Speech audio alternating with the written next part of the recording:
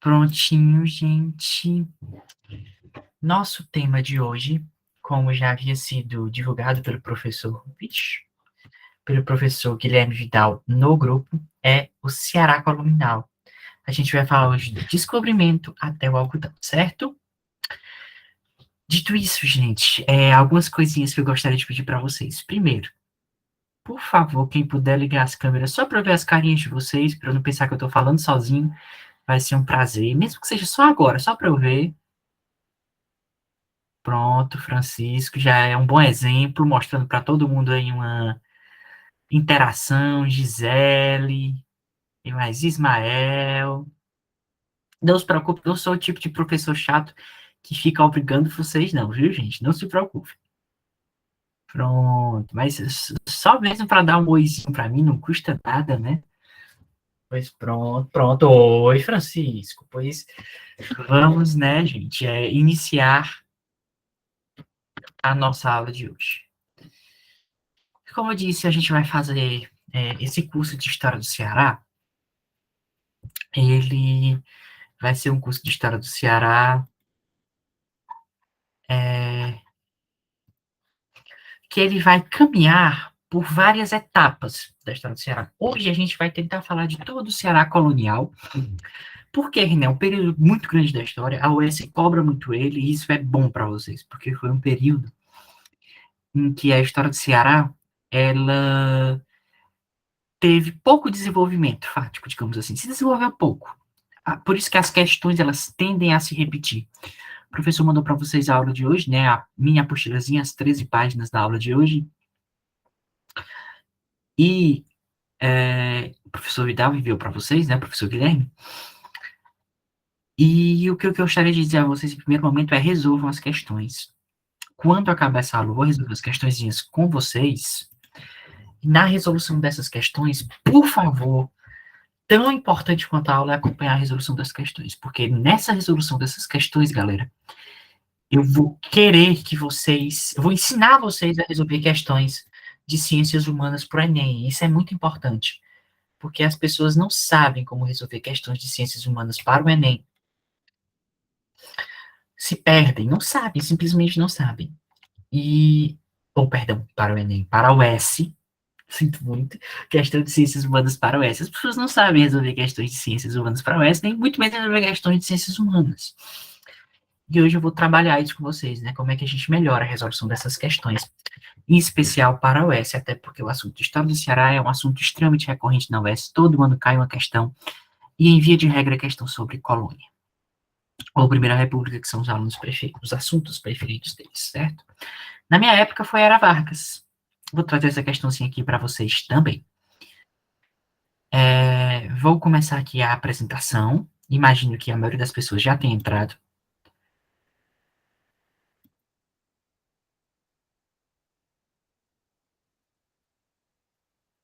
Só um instante.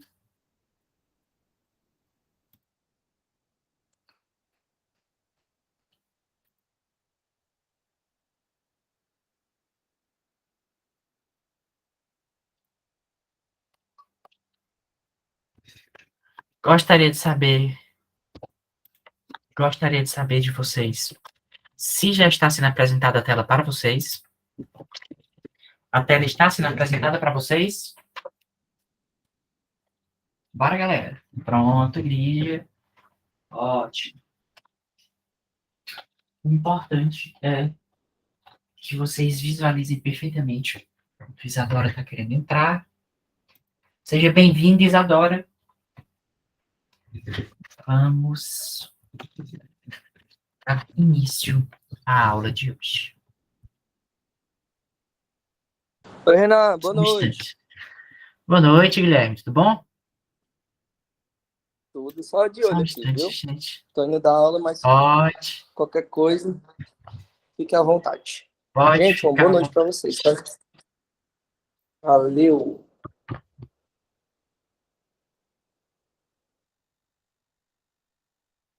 Pronto, gente. Eu tive um probleminha aqui com a tela,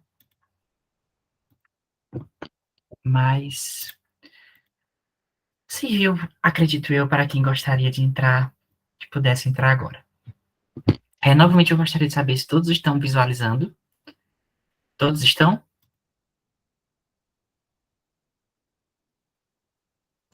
Gente, só peço perdão porque minha tela tá com um probleminha aqui. Só um minutinho. Pronto, imagino que agora vai dar certo. Porque eu não tá conseguindo apresentar para vocês.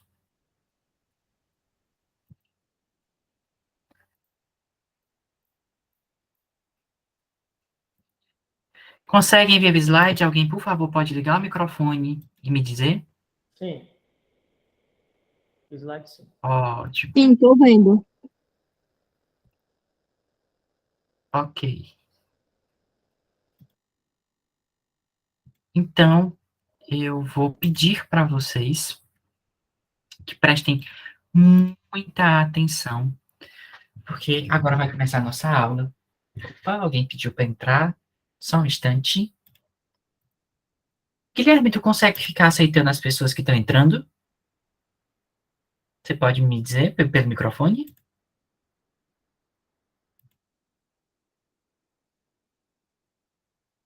Pronto, acho que o professor Guilherme já não está mais aqui.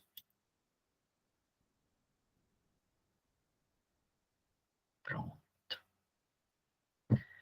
Nessas circunstâncias, eu vou pedir para que vocês, por favor, fiquem me avisando se eventualmente alguém quiser entrar, avisar no grupo, tudo bem?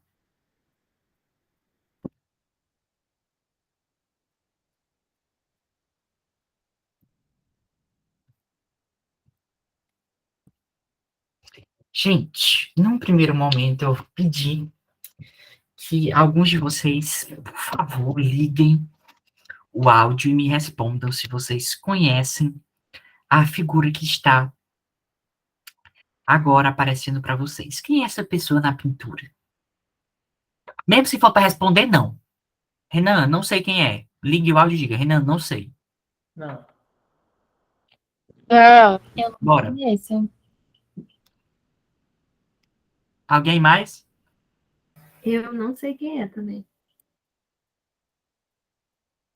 Alguém conhece? Alguém tem uma ideia de quem seja? Pode dar dicas.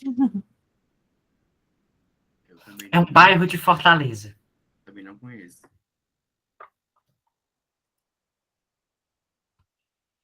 Essa pessoa que está aparecendo na tela para vocês é um bairro de Fortaleza. Vicente Pison. Acertou. Você mora no Vicente Pison? Alguém aqui mora no Vicente Pison? Não, não. A minha anotação aqui tem mostrando. É a primeira pessoa que aparece.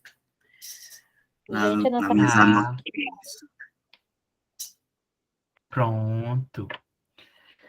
Gente, Vicente Pison, eu gostaria de saber de vocês se algum de vocês conhece a história do Vicente Pison. Alguém aqui conhece? Pode responder. Não, não Eu não conheço. tenho Diz. certeza, mas ele é espanhol? Era, né? Espanhol. Isso, isso. E eu acho que ele foi o primeiro, eu acho ele aqui no Ceará, mas ele não colonizou, porque tinha o Tratado de Tordesilhas e tudo mais. Eu posso estar falando besteira, mas Vai. Ele chegou antes do Cabral, né? Perfeitamente, exatamente. O Vicente Pinzon, gente, ele esteve aqui no estado do Ceará. Há uma controvérsia sobre exatamente qual foi a data.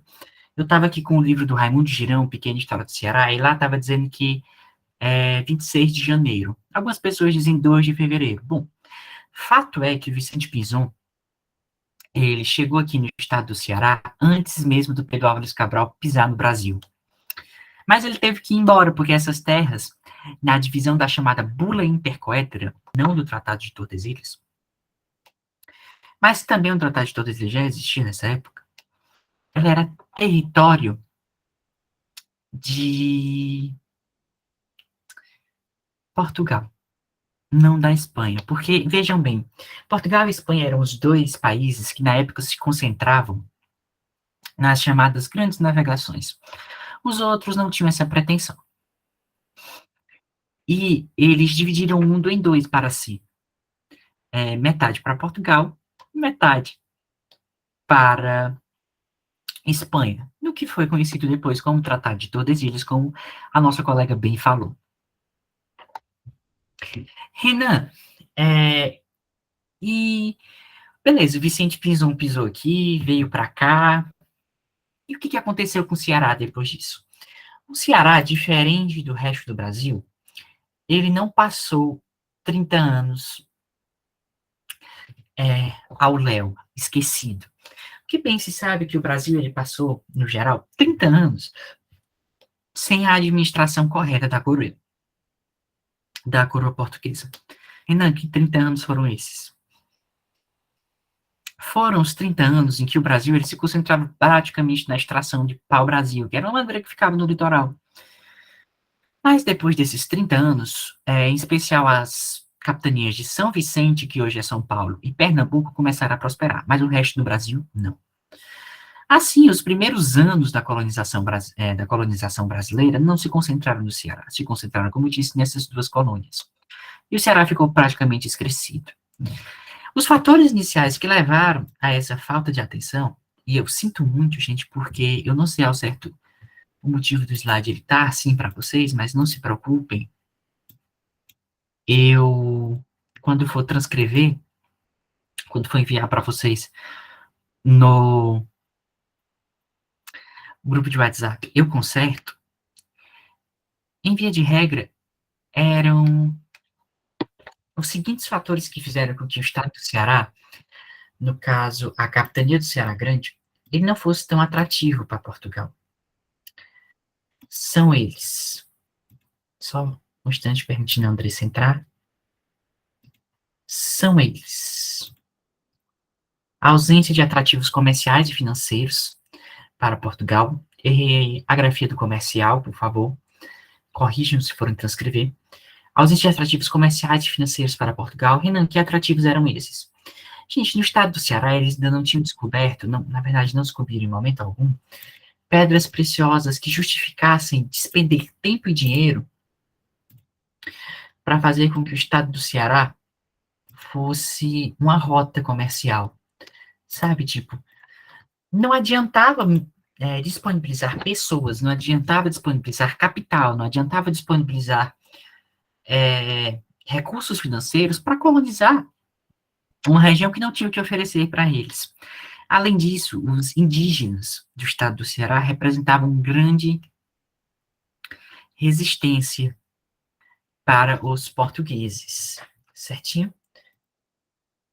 E tendo em vista isso, gente, eu vou continuar conversando com vocês, mas eu vou abrir em outra janela, certo? Eu vou parar por um instante o compartilhamento para que fique mais fácil a visualização de vocês, tá bom? Mas, enfim, como eu havia dito, gente, as resistências até elas geraram guerras no estado do Ceará. Essas guerras, elas foram muito protagonizadas pelos indígenas, que eles tinham forte resistência ao... novamente, eu gostaria de perguntar a vocês se a minha apresentação está aparecendo para vocês agora, a minha tela. Ela está?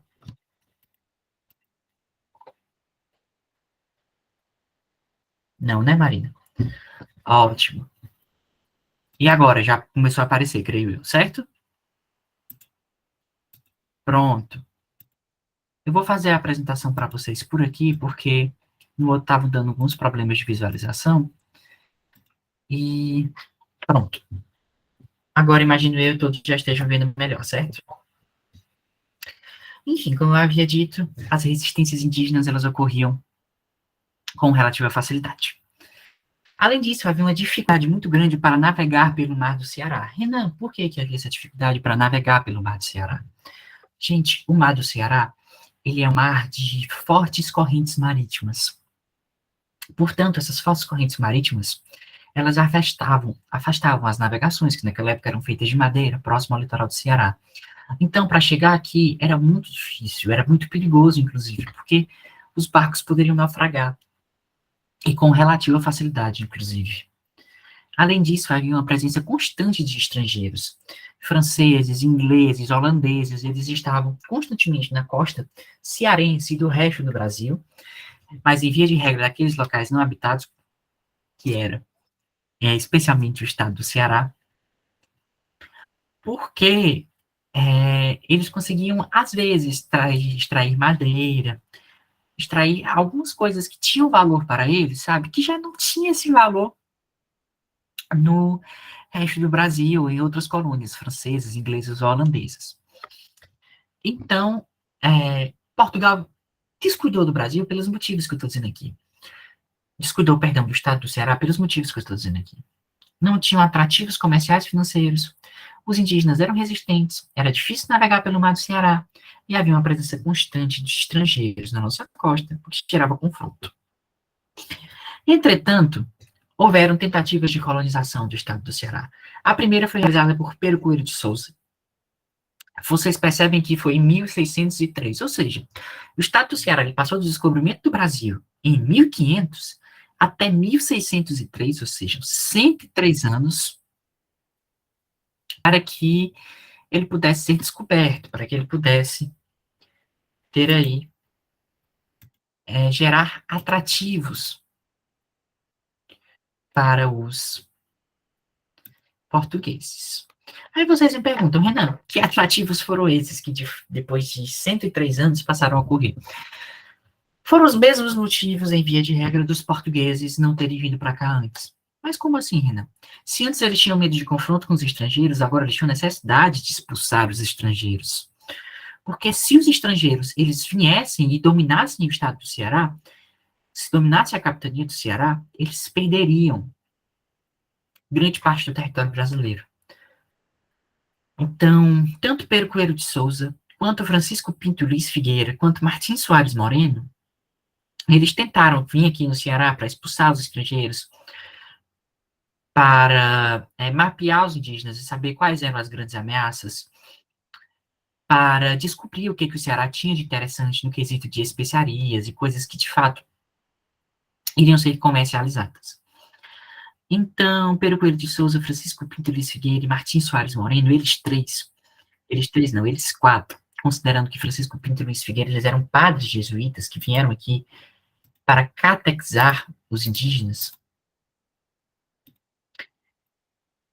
eles tinham como grande responsabilidade fazer essa prospecção do estado do Ceará.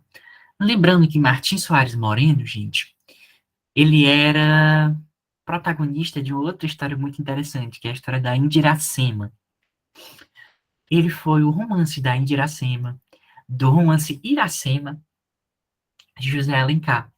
Ele namorou com a Índia e tiveram um filho, que foi Moacir. Moacir, que significava filho da dor e do sofrimento, porque Martim Soares Moreno não pôde ficar com Iracema. Por isso seria Moacir, filho de ambos, filho da dor e do sofrimento. Estou citando isso porque há uma forte associação da literatura com a história do estado do Ceará, e a UES gosta de fazer essa associação. Dito isso, gente, o estado do Ceará, ele passou por um período de domínio holandês. Na época, o estado do Ceará ele fazia parte de Pernambuco, e os holandeses invadiram Pernambuco. E o domínio holandês, ele durou cerca de 24 anos. Como vocês podem ver, o objetivo deles para vir para cá foi encontrar prata, sal e âmbar. E o domínio holandês, ele começou com certa popularidade. Os holandeses se encontravam felizes em dominar o estado do Ceará por um único motivo, gente. Além desses que eu disse, em pegar prata, sal e âmbar, havia aqui o cultivo de cana-de-açúcar. E a Holanda era muito interessada no cultivo desse cana-de-açúcar, aqui no Ceará, porque era muito rentável. Açúcar era quase que uma moeda na época do período colonial, porque era muito valioso, muito valioso. Um grama de açúcar chegava a valer R$ 1.000. Pessoas ricas deixavam de heranças para os seus filhos quilos de açúcar, porque era algo muito valioso. O açúcar era muito valioso. Então, esses foram os interesses holandeses para dominar o estado de Pernambuco, do qual o estado do Ceará fazia parte na época. Os holandeses do Ceará, eles construíram o forte que está na imagem do slide anterior, o Forte Schonenborg, vocês podem ver aí. Eles derrubaram o Forte de São José, que existia aqui no estado do Ceará, e construíram o Forte Schonenborg, que Schonenborg era o nome do capitão dos navios holandeses que atracaram aqui no Ceará. E esse forte, diferente do forte anterior, que era feito a madeira, era feito de alvenaria, era um forte feito, de fato, de tijolos, era um forte feito com acabamento com esmero. E não tinha, por exemplo, a vulnerabilidade a incêndios que o forte anterior teria. Hoje esse forte ainda existe. Ele fica ali pertinho da catedral, no centro de Fortaleza, chegando na leste-oeste, é o Forte Nossa Senhora da Assunção.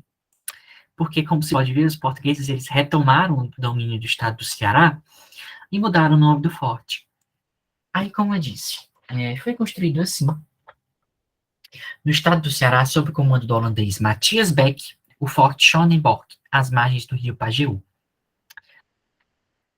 Os holandeses, como eu disse, eles estavam muito satisfeitos em estar no estado do Ceará, sobretudo, eles gostariam de fazer o quê? Que a população da época os apoiasse. Aqueles que já haviam nascido em Fortaleza,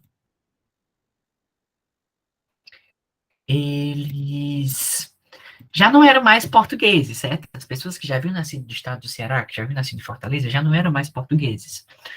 Portanto, os holandeses, eles esperavam agradar essas pessoas que não tinham tanta identificação com Portugal, com o objetivo de fazer com que elas apoiassem a Holanda em uma eventual investida portuguesa para tomar de volta o estado do Ceará e o estado de Pernambuco. Portanto, eles tiveram essa tentativa de urbanização, com a ideia de que, não, nós vamos urbanizar essa região para agradá-los, e depois de agradá-los, eles vão ser fiéis a gente. Ocorre que o governo holandês foi cortar gastos. No que ele foi cortar gastos, a população ficou extremamente insatisfeita. Nessa insatisfação, Portugal invadiu com o apoio dos colonos da época, né, de quem morava na capitania de Pernambuco e no Ceará. E com o apoio dessas pessoas, eles retomaram o estado do Ceará, né, que na época era Pernambuco. Aí vai separar, como vocês podem ver, a capitania do Ceará Grande da capitania de Pernambuco. Depois de pertencer ao Maranhão de 1500 a 1621 e a Pernambuco de 1621 a 1799, o Ceará Grande agora se tornava independente em 1799. Gente, essa independência em 1799, ela foi uma independência muito aguardada. Mas, enquanto colônia, o Ceará Grande só sobreviveu por cerca de 24 anos, que foi quando, de fato, a colônia deixou de existir para se tornar império, nas mãos de Dom Pedro I. 24, 22 anos, se você considerar que antes da Constituição de 1824 já havia um Brasil independente, um Brasil império. Portanto, o Ceará, enquanto colônia, durou durante pouquíssimo tempo. O que se estuda sobre o Ceará colonial, gente, é o que corresponderia ao território do Ceará que estava em domínio de Pernambuco. Renan, não entendi. Pernambuco, ele era maior do que se tem hoje. Pegava o estado do Ceará, pegava o estado do Piauí, pegava outras regiões. Aos poucos ele foi se desmembrando. E só em 1799, o Ceará, como a gente conhece hoje, passou a existir. Esse Ceará, como a gente conhece hoje, que passou a existir em 1799, a gente não estuda só ele quando vai falar em colônia, em Ceará colonial.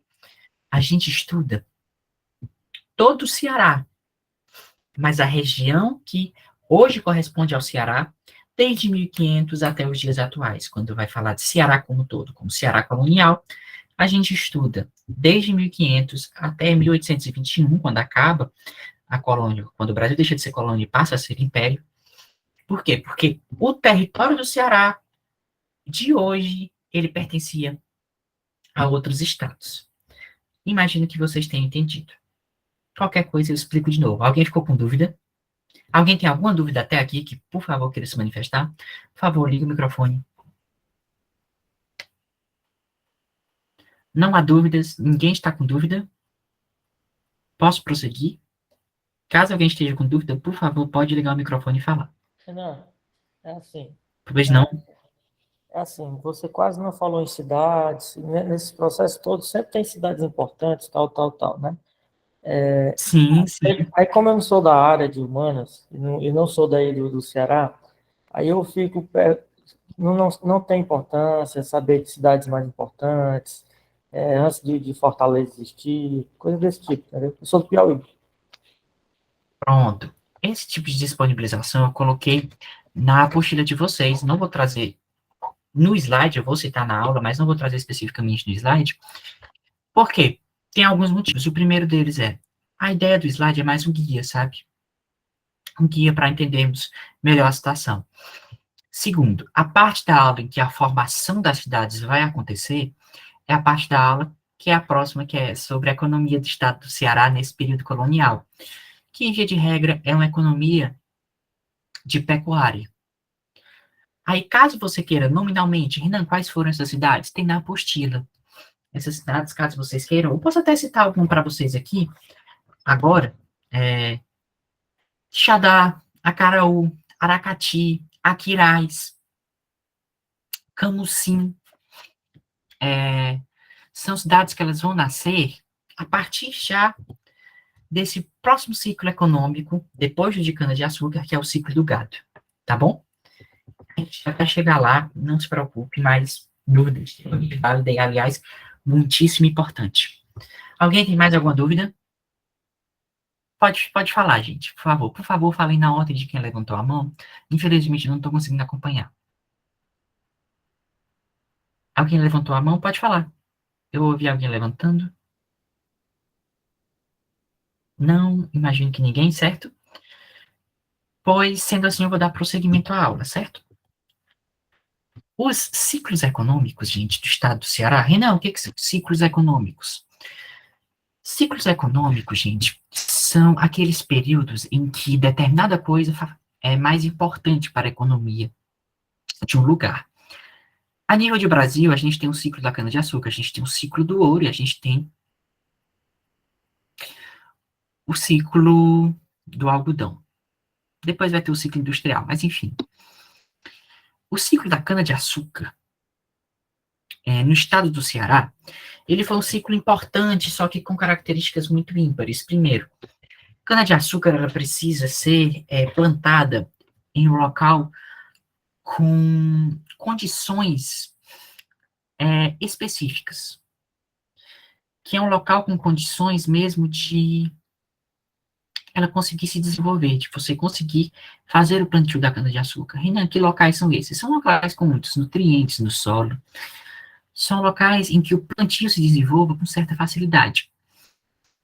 Então, no estado do Ceará, não havia, como hoje ainda não há, locais muito propícios para o plantio da cana-de-açúcar. Mas a cana-de-açúcar já foi plantada no estado do Ceará. Renan, onde é que ela foi plantada? Nos litorais. Porque eram regiões mais úmidas, regiões com mais acesso de água, regiões com clima mais ameno, regiões mais propícias para o plantio. Então, a cana-de-açúcar ela foi plantada no litoral cearense e existiu pouca mão de obra. E não existiu povoamento. Por quê? Porque como exigia pouca mão de obra, era algo que precisava de muito espaço do litoral, muito espaço. Então, para povoamento não fazia sentido, porque não adiantava povoar essas regiões, porque essas regiões iam servir para plantio. Então, além da cana-de-açúcar exigir pouca mão de obra, ela não ensejou o povoamento. Então, esse plantio de cana-de-açúcar que ocorreu no litoral cearense, ele foi muito importante do ponto de vista econômico. Mas, Renan, povoou o Estado? Não. Enriqueceu o Estado? Também não, porque, como eu disse, precisava de muito espaço, não adentrava os interiores, ficava somente no litoral. E, como ela precisava de muito espaço, não conseguia trazer povoamento, certo? Ou seja, foi um ciclo econômico que conseguia sustentar as poucas pessoas, os poucos latifúndios, decorem esse nome, latifúndio, que são grandes espaços separados por fazendeiros para pecuária ou agricultura, precisava de grandes latifúndios no litoral. Então, exigia pouca mão de obra, não ensejou povoamento, não ensejou enriquecimento. Mas foi o primeiro ciclo econômico. Foi o primeiro ciclo econômico porque tinha uma estreita faixa no litoral em que a cana-de-açúcar poderia ser plantada. Certo. Após a cana-de-açúcar, veio, de fato, qual foi a principal atividade econômica do estado do Ceará no período colonial, que foi o ciclo gado. A pecuária, ela vai ser a principal atividade econômica do Ceará colonial. Qual é o problema de a pecuária não se localizar no litoral? Primeiro, porque a pecuária, gente, ela tinha uma flexibilidade de localização. O gado ele podia ficar tanto no interior quanto no litoral, que ele poderia sobreviver tranquilamente. A alimentação do gado não é algo muito difícil, a única questão era a água, e a água era fácil de se garantir, porque na época o povoamento era pequeno, e apesar de existirem secas, a água poderia ser transportada em direção ao gado, certo? Então, tinha certa facilidade na criação de gado, ela podia ocorrer em qualquer canto. Mas, especificamente no estado do Ceará, a criação de gado vai se concentrar no interior. Por quê, Renan? Porque a cana-de-açúcar serve de alimento para o gado. E o gado, que ele é criado solto, um instante,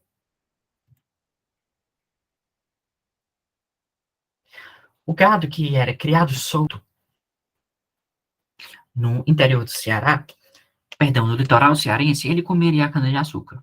Então foi proibido que o gado ficasse a menos de 10 léguas do plantio de cana-de-açúcar.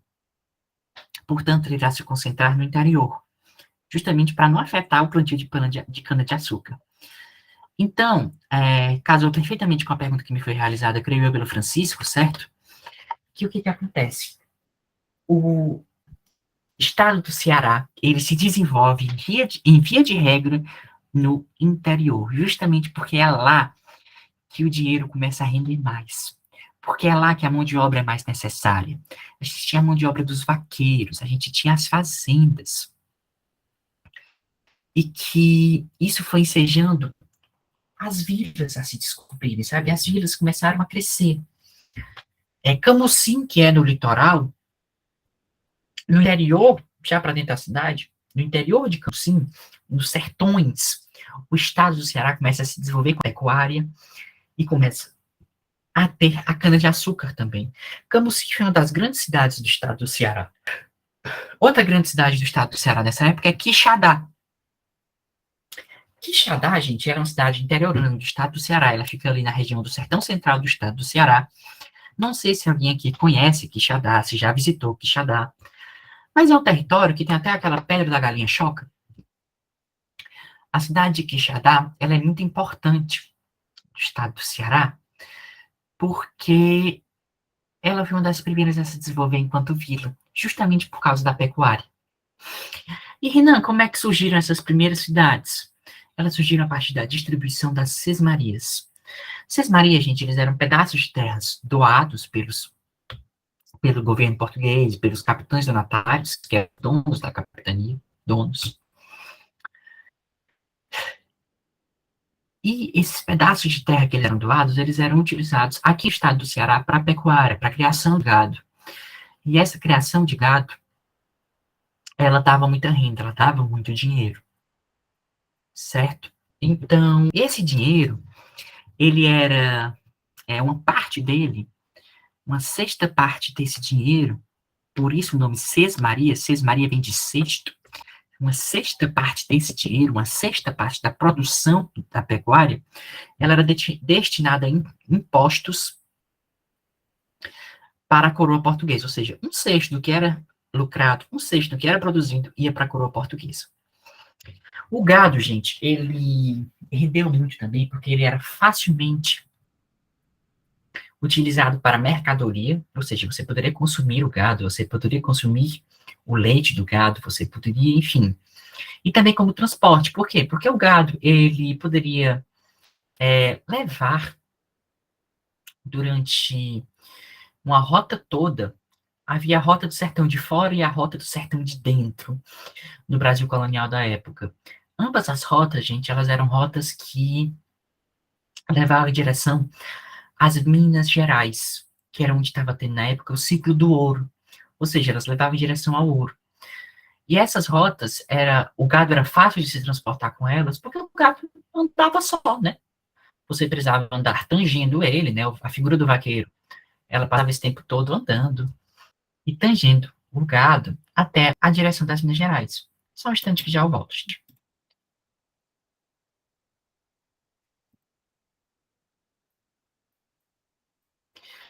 Assim, o gado era fácil de se transportar e era uma mercadoria rentável, porque quando ele chegava lá, ele chegava inteiro. Ele chegava bem. E era vendido e depois, ou então era morto para que se fizessem, para que se cortasse a carne dele e fizesse comida. Ou seja, era algo rentável e era algo que o custo era pouco. Bastava manter, mas não precisava de transporte, nem nada disso. Era uma mercadoria muito rentável, o gado. A unidade básica dessa economia cearense era a fazenda e o vaqueiro. A fazenda, gente, é toda a estrutura. É aquela que eu falei, o latifúndio. O latifúndio é a fazenda, que é uma grande estrutura usada para pecuária e agricultura. Quem estiver anotando, anota, por favor, agora uma definição importantíssima. Plantation. Renan, como é que se escreve plantation? P-L-A-N-T-A-T-I-O-N. Repetindo. P-L-A-N-T-A-T-I-O-N. O plantation, gente, ele era a forma de produção, ele era o modo de produção na época da colônia do Brasil. O plantation, ele tinha a seguinte característica: latifúndio. Ele era cultivado em latifúndio. Ele era voltado para o mercado externo e ele tinha a mão de obra escrava. Renan, o estado do Ceará utilizou-se de plantation? Não. Por quê? Porque outra característica do plantation, além dessas que eu falei, era a monocultura. Mas por que que o estado do Ceará ele não tinha esse modus operandi do plantation que todo o Brasil colônia tinha?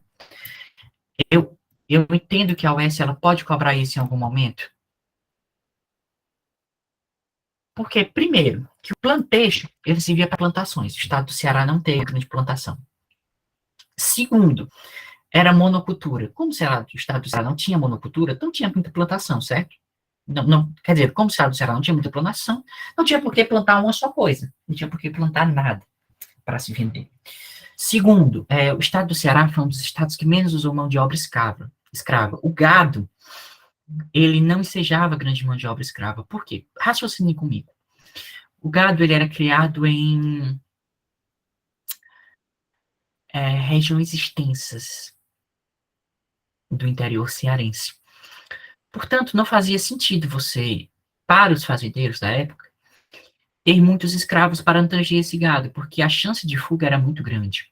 Já para o vaqueiro, não. O vaqueiro você pagava, era uma mão de obra livre, e você dizia, olha, você vai tanger esse gado durante alguns dias nos sertões, em direção às Minas Gerais, quando você voltar, você vai ter seu pagamento, toledor comida, e você vai daqui até lá fazendo esse transporte. Ou seja, não havia mão de obra escrava. A única coisa semelhante entre ambos, já que o gado também não era voltado para o mercado externo, era voltado para o mercado interno. Como eu disse, a maioria das vendas era para a região aurífera, para o território aurífero, aos mineradores. A única semelhança são os latifúndios, que são os grandes terrenos utilizados para executar a atividade. A atividade, no caso, a pecuária. Entretanto, esse ciclo do gado ele entrou em declínio. Primeiro porque a Guerra dos Bárbaros, que está aí, que é um ponto importante, aí eu colocou como cerca de 30 anos, mas é uma divergência historiográfica. Tem gente que diz que durou de 1650 até 1720, mas documentado mesmo foram esses 30 anos de 1683 até 1713. A Guerra dos Bárbaros foi a guerra contra os indígenas, que ela durou muito no Nordeste como um todo, na época colonial, mas especialmente no estado do Ceará, por causa das ocupações, da ocupação nos interiores que tinha aqui, né? Que, como muita gente ia para o interior, se encontravam muitos índios e havia muitas guerras. Havia agora uma dificuldade de comercializar o gado pelas rotas. Por que, Renan? Porque o gado ele chegava lá magro. Havia uma dificuldade em alimentar o gado, em dar água ao gado, no meio do caminho encontrar isso. E com as secas no meio do caminho, podia ser até fácil conseguir água para alimentar o gado quando ele estava nas fazendas. Mas quando o gado saía e se direcionava até o seu destino final, quando chegava lá, o gado já chegava magro, o gado já chegava sem valor, o gado já chegava sem carne. Então, qual foi a criação que revolucionou na época tudo isso? Foi o seguinte: não, como não tem como o gado chegar até o destino, a gente vai cortar aqui a carne de charque, a carne do gado, e vai salgar ela. Assim surgiu a carne de charque. Essa técnica do salgar conserva durante dias e dias dessa viagem. Então, por exemplo, se a rota durasse 15 dias, conservava ela no sal, ressecava a carne e a carne ia. A carne ia. A carne do sol, que a gente conhece e come muito hoje em dia, de regra, ela é feita assim. Você resseca a carne, salga ela e leva para comer. E serve de alimento. Ou seja, a criação da carne de charque foi justamente para evitar esse transporte do gado, que ia chegar lá magro, desnutrido e sem o mesmo valor. Você já cortava o gado aqui, já abatia aqui e enviava para o destino final como forma de alimento. E essa desenvolveu-se no interior do Ceará da época, chamada civilização do couro, cujo lema era: do boi se tira tudo, do boi tudo se dá. Justamente porque, gente, eram, como posso dizer, do boi você fazia roupa, porque com o couro do boi você fazia roupas para evitar o ataque de uma cobra, porque era um couro muito forte. Então, se uma cobra mordesse você com o couro do boi, o veneno não ia passar a roupa, sabe? Você teria tempo de matá-la. Protegia de plantas venenosas, protegia de aranhas. Então, o couro era muito utilizado. Era utilizado para fazer cadeiras mais resistentes. O couro do gado ele é muito resistente. Era utilizado para ornamentos. Você já deve ter visto muitos chifres de animais, de gado, sendo utilizados como ornamentos. Naquela época não tanto, porque o gado que era criado aqui não tinha muito chifre. Mas o couro, você vê que o couro é muito usado para artesanato. E, é claro, a alimentação, enfim, da carne do boi. Entretanto, gente, o estado do Ceará, ele começa a direcionar a sua economia para outro foco, que é o foco do algodão, que isso aí vai ser mais no Império. Vocês vão ter mais acesso a isso na aula de Império. Portanto, comprem um curso com o professor Vidal. Ele vai perder esse prazo para o algodão no final da colonização e início do Império. E, além disso, o Sul vai concorrer com o estado do Ceará na criação do gado e, principalmente, na venda da carne de charque. Era bem melhor, bem mais rentável trazer do Sul, porque as distâncias eram menores. A distância do Rio Grande do Sul, de Santa Catarina, de Curitiba, né, do Paraná para o Sul, ou, perdão, para as Minas Gerais, que é onde tinha o ouro, que era onde comercializava a carne, era menor do que a distância do Nordeste. Então, os custos para eles eram menores e o valor final era mais barato. Na concorrência, o estado do Ceará perde. E tem um terceiro fator, um fator externo que influenciou muito o estado do Ceará na época. A guerra da independência norte-americana dos Estados Unidos contra a Inglaterra fez com que a Inglaterra parasse de comprar algodão dos Estados Unidos. Precisava, portanto, que outra pessoa fornecesse algodão para eles. Esse outro ia ser o Brasil, mais precisamente do estado do Ceará. Assim, gente, a gente encerra hoje a aula teórica de colônia e eu vou passar para as questões. Vai ser uma resolução rapidinha, bem tranquila, imagina. Eu agora quero parar um pouquinho a parte teórica da aula e fazer a transição para a parte das questões, mas antes disso, eu gostaria, por favor, de saber quem é que ainda está aqui, quem é que ainda está prestando atenção. Bota aí no chat, tô aqui, ainda tô prestando atenção, manda o legalzinho, Eduarda, Marina, Francisco, pode mandar Gabriel, Lídia, bora, manda mais, Aline, não acredito que seja só vocês, Daniel, Cibele, Vitória, pronto, gente, todo mundo aqui, ótimo, Gabriel, Kaela, Kailane, ótimo, Ismael, que bom que vocês todos estão aqui.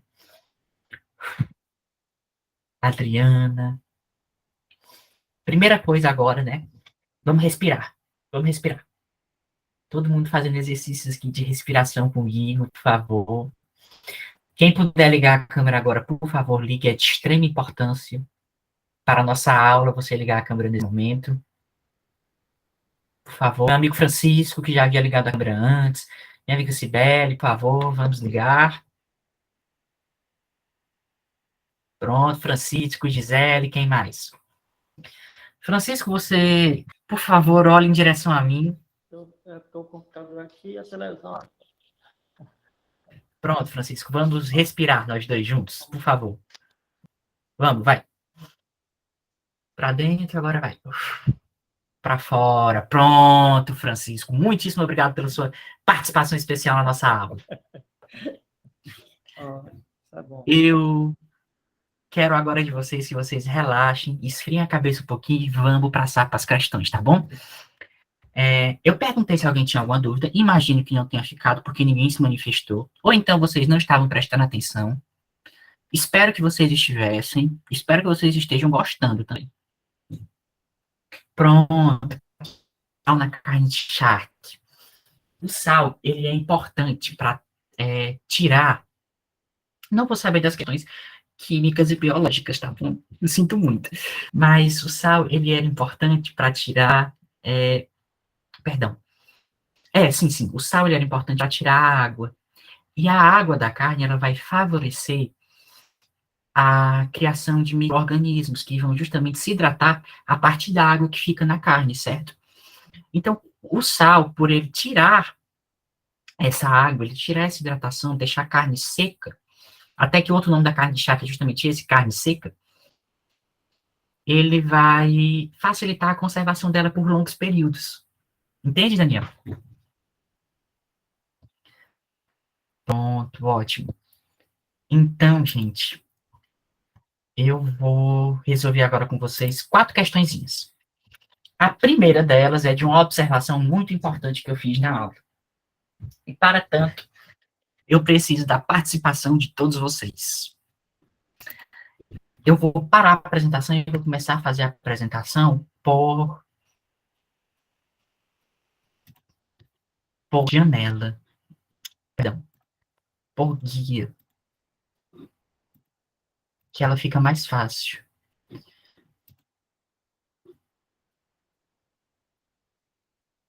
Pronto, a influência do Ceará na Guerra da Independência nos Estados Unidos.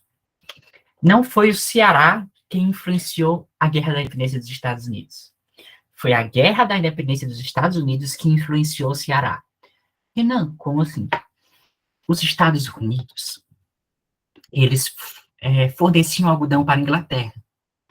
A Inglaterra, na época, era a metrópole dos Estados Unidos. A Inglaterra, metrópole dos Estados Unidos, colônia, certo? Aí os Estados Unidos fizeram a revolução deles contra a Inglaterra, e a Inglaterra parou de comprar algodão dos Estados Unidos. Quando a Inglaterra para de comprar algodão dos Estados Unidos, ela vai comprar aonde? No Ceará, no Brasil. E o Ceará passa a produzir algodão. Quando o Ceará passa a focar no algodão e deixar de focar na pecuária, deixar de focar na carne, deixar de focar no gado, o algodão toma o espaço do gado, justamente porque o gado já estava em declínio pela concorrência do sul. Deu para entender?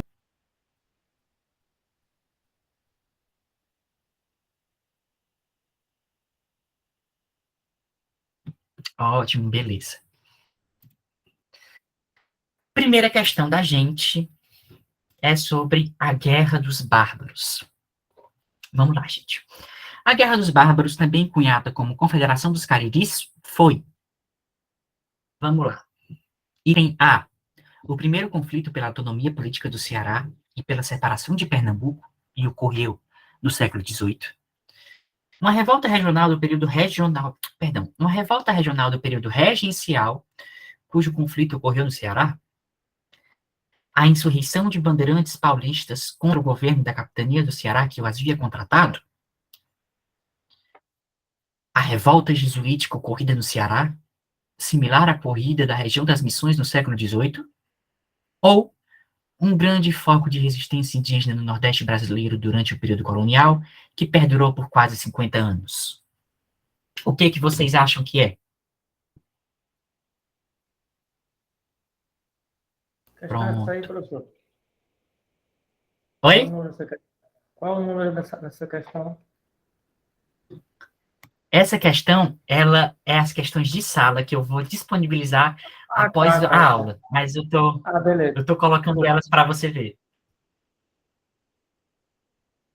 Pronto, todos acreditam que seja o item E. Por que que é o item E? Em primeiro momento, a Guerra dos Bárbaros, ela aconteceu anterior à independência, anterior à separação do Ceará, perdão. Anterior à separação do Ceará. Até, no máximo, 1720, ok? Então, isso já falseia o item A. O item A está errado. O item B, a revolta regional do período regencial, cujo conflito ocorreu no Ceará. Período regencial, ele é do Império. E, portanto, não é colonial.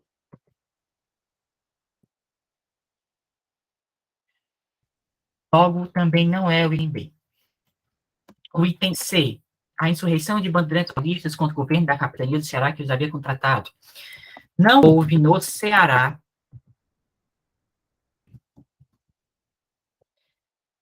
grande contratação de bandeirantes paulistas. Não, por quê? Não tinha muito índio aqui, não tinha muita coisa para descobrir? Não, porque como a pecuária já era uma atividade que levava para o interior, não tinha por que contratar bandeirantes, não tinha por que contratar mercenários para levar para o interior, entendeu? Porque o próprio cidadão, a própria pessoa que morava na capitania cearense já ia para lá em busca de dinheiro, de fomentar a pecuária. Uma revolta jesuítica ocorrida no Ceará, similar à ocorrida na região das Missões no século XVIII.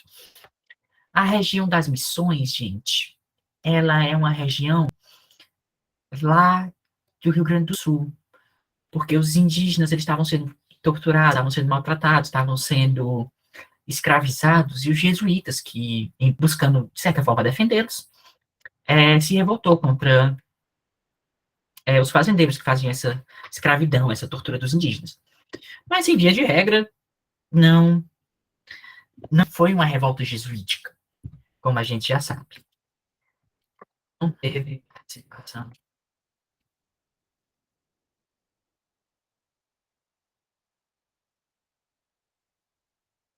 jesuítica do polo principal da guerra.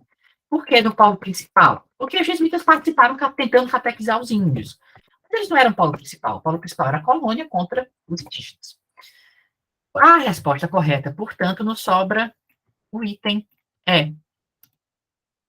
Que o grande foco de resistência indígena no Nordeste brasileiro durante o período colonial e perdurou por quase 50 anos. Renan, no slide tu colocou que foi de 1683 a 1713. E de 1683 até 1703 não foram quase 50 anos. Então, por que o item correto é o item que diz que foram quase 50 anos? Alguém lembra? Eu expliquei.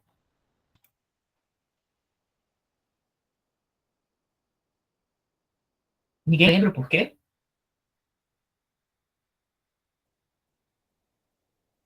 Andressa, por favor. Bora, ninguém lembra? Galera, calma. Gente, é porque eu disse para vocês que não havia uma grande precisão histórica quanto a isso.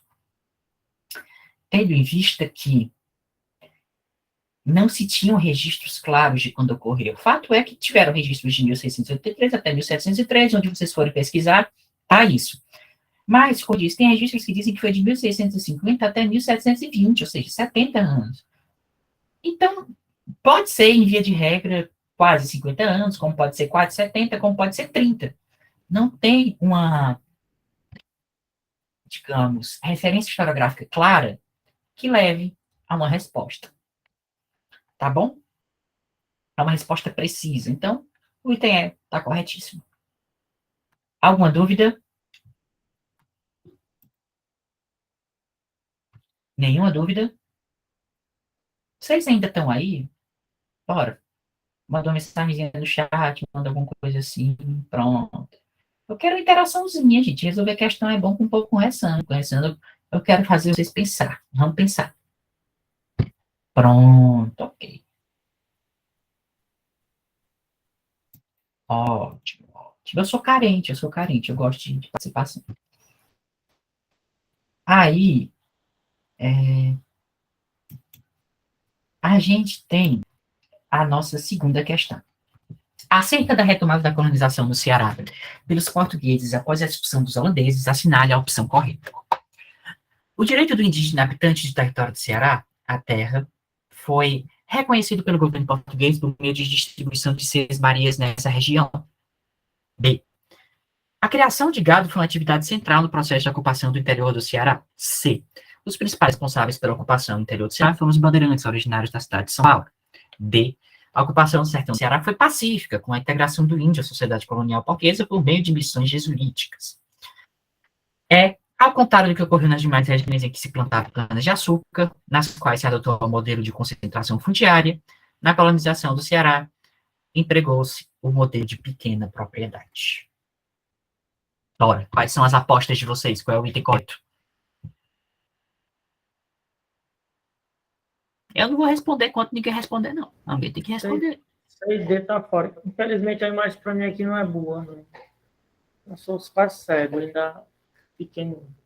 Vixe. 6D tá fora. Isso. Pronto, pronto. Então, gente, vamos responder a questão juntinho comigo, certo? Vamos raciocinar. Item A. O direito do indígena habitante do território do Ceará, a terra foi reconhecido pelo governo português por meio da distribuição de sesmarias nessa região. Não, gente, as sesmarias foram distribuídas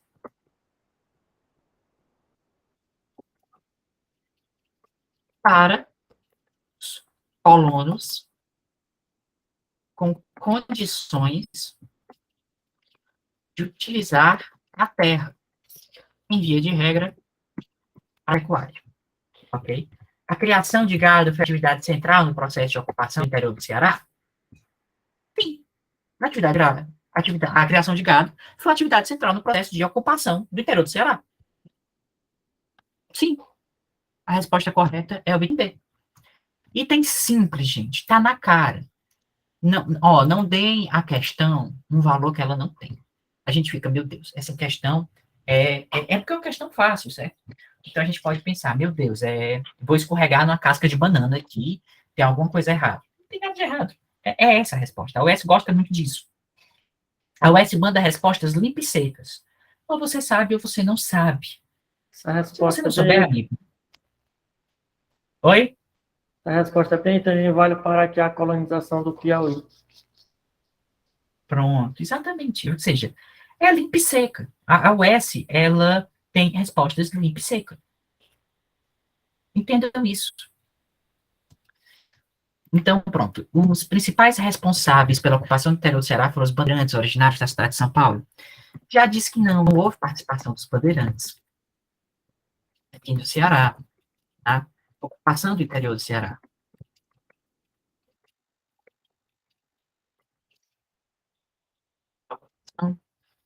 Eu-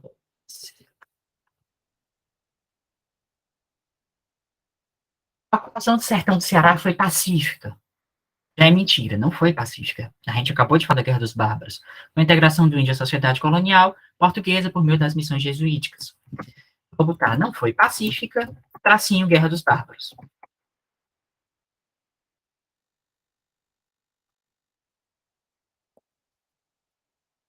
Certo? Ao contrário do que ocorreu nas demais regiões em que se plantava cana-de-açúcar, nas quais se adotou o modelo de concentração fundiária, na colonização do Ceará empregou-se um modelo de pequena propriedade. Mentira!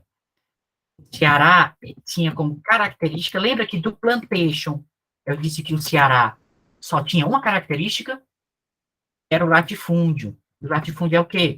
Grande propriedade. Terceira questão. A coroa portuguesa também desejava fazer do Ceará, Fortaleza, uma base de apoio logístico, objetivando a expulsão dos franceses do Maranhão e a conquista do norte brasileiro. Ainda não ocupado de forma produtiva, o Ceará seria um ponto estratégico ligando o litoral leste de Pernambuco à Bahia, o litoral leste de Pernambuco à Bahia, ao atual norte do Brasil. Ou seja, para uma visualização melhor de vocês, a Bahia, o Ceará passava no meio da Bahia e de Pernambuco, certo? Então, era importante fazer esse apoio logístico no Ceará para que houvesse essa transição da Bahia para Pernambuco, que é ligando o litoral leste da Bahia até o norte, por exemplo, Maranhão, Amazonas, enfim. Não é por acaso que o começo da história oficial cearense girou em torno de fortes, os quais se situavam, a maioria das vezes, na porção média do litoral. Ou seja, gente, vocês perceberem, Fortaleza fica bem no meio do litoral cearense. O litoral cearense termina de Capuí do lado, e eu acho que termina de Cambucinho é Chaval do outro. Fortaleza fica bem no meio. A localização dos fortes é estratégica por conta disso. Evidenciando o papel logístico defensivo. Basta perceber a localização de Fortaleza, que divide o litoral do Ceará em dois, como já havia dito. Pela leitura do texto, podemos inferir que o povoamento que dividiu de onde hoje Fortaleza dividiu o território brasileiro em dois. Não. O que ele diz no texto, essa questão de interpretação, que também cai na UES interpretação. Dizem, só cai no Enem. Mentira, cai na UES interpretação. Dividiu o território brasileiro em dois? Não, não diz isso no texto. Em nenhum momento. Foi uma questão de honra para os portugueses. Não se fala em orgulho português, em honra para os portugueses em momento nenhum. Deveu-se a uma cláusula do Tratado de Tordesilhas? Não se fala em cláusula do Tratado de Tordesilhas, não se fala em questões de legislação, de lei. Evidenciou o papel de destaque na formação do Brasil? Não, porque não se fala da formação do Brasil, não se fala como Fortaleza teve destaque em eventuais momentos do Brasil como todo. Não, fala-se que Fortaleza tinha um posicionamento estratégico. Portanto, o item correto é o item E. Foi estrategicamente delineado pela centralidade de seu território. A quarta questão, a peculiaridade da pecuária sertaneja no Brasil do século XVIII esteve ligada principalmente às relações de trabalho nela estabelecidas. Acerca dessas relações, é correto afirmar-se que essa aí é a última questão, né? Vocês têm até 9h20 para me dizer o que vocês acham dessa resposta. Qual vocês acham que é a resposta?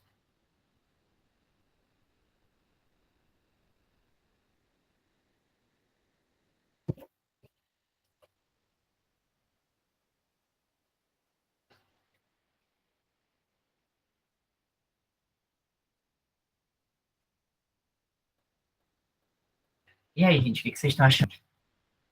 Qual é o item?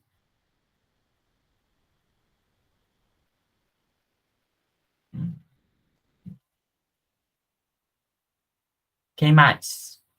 Alguém discorda da linha? Alguém acha que é outro item?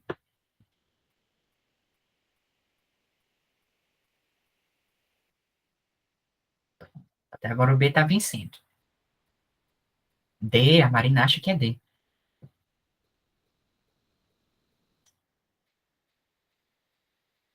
Ciberli acha que é B. Falta um minutinho para a gente resolver essa última questão. Antes de saírem, por favor, me deem os feedbacks de vocês. D, né? Certo, Daniel. D. Vamos resolver, né? A peculiaridade da pecuária sertaneja no Brasil do século XVIII esteve ligada principalmente às relações de trabalho nela estabelecidas. Acerca dessas relações, é correto afirmar que predominava o trabalho escravo em larga escala, semelhante ao sistema aplicado nos grandes engenhos de açúcar, não, não havia predomínio não, de obra escrava. Simplesmente não havia esse predomínio. Porque vocês viram, não vale a pena. O trabalho da pecuária é um trabalho que passava dias, você deixava muito solto, muito tenso. Um escravo tinha grande chance de fugir. Então não tinha rentabilidade em termos de obra escrava. Item B, predominância de negros libertos, mestiços livres, brancos pobres em pequena escala de escravos africanos? Sim. Por que em pequena escala de escravos africanos? Porque tinha muito escravo, gente, de ganho, que era aquele escravo que saía para vender e depois tinha que voltar. Tinha muito escravo para ficar nas fazendas, tinha muito escravo para cuidar ali da alimentação do gado, da comida na boca, essas coisas, sabe? Então existia escravidão? Existia, mas era muito pouco. Então não havia o predomínio, mas existia. Mão de obra negra escrava era a maioria em relação aos trabalhadores, mas diferenciava-se pelo fato de o trabalhador ser mais brando, de o trabalho ser mais brando. Brando? Não. O trabalho não era mais brando. E, como eu disse, não era a maioria a mão de obra negra escrava. Nas fazendas de gado, o percentual de livres e escravos era em torno de 50%. Também não. Havia um grande predomínio de trabalhadores livres e pouquíssimos escravos. Portanto, o item correto é o item B. Eu vou até baixar aqui na frente de vocês. Tá bom? E vou mandar em Word para vocês. Tem 17 pessoas na sala agora, e eu quero saber a opinião, se não das 17, mas de algumas delas, desses pouquinhos minutinhos que nos restam, sobre o que vocês acharam da aula, gente. Vocês gostaram? Vocês têm alguma sugestão a fazer?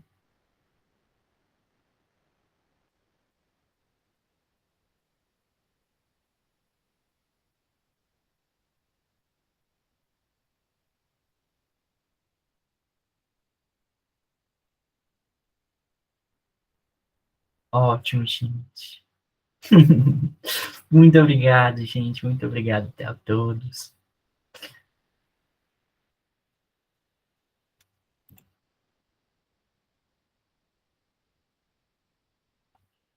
Muitíssimo obrigado. Exatamente.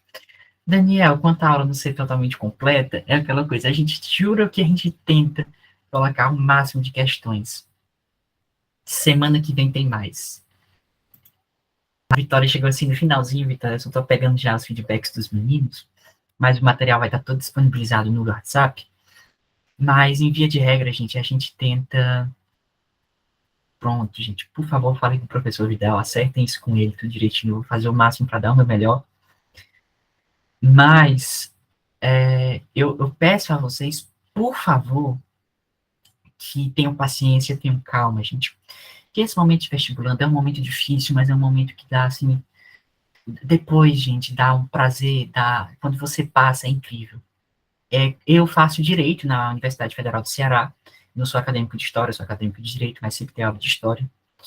No meu terceiro ano, eu fiquei muito preocupado, muito nervoso, muito ansioso, e já no final eu percebi que grande parte da minha aprovação foi justamente porque eu procurei cuidar do meu emocional. O conselho que eu dou a vocês agora, hoje, é justamente esse: cuidem do emocional de vocês, tá bom? Vou precisar liberar vocês agora, agradeço muito, muito, muito pela aula. Respondendo aí um pouco o Daniel. Daniel, também queria conversar mais com vocês, queria ter mais tempo para falar de tudo, mas infelizmente eu não tenho esse tempo todo. Foi um prazer estar aqui com vocês, e é isso, galera. Podem sair da sala que eu vou descobrir como é que deixa de gravar. Se alguém puder me dizer, Renan, como é que deixa de gravar, eu agradeço.